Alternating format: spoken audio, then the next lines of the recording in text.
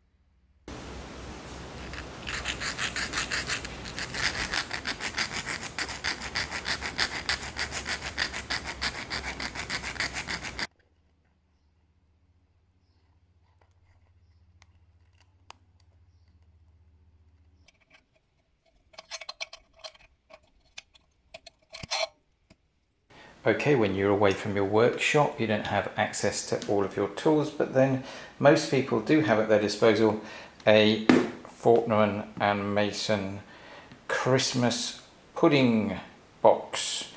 So we're going to use that to make a stand to hold the movement on while I work on it.